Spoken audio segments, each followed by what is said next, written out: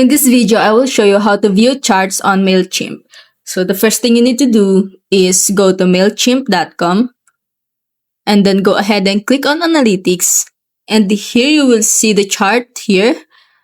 So you will see the monitor performance here, like total sends, open rate, click rate, and here performance over time. You will see the charts here. Like it has a date and also it has a percentage on click rate here, total message count, like that. And here in conversations, it has a chart also that you will see on revenue per recipient. So it is 100% on drop off, like that. And in delivery, it has a chart also that you can see.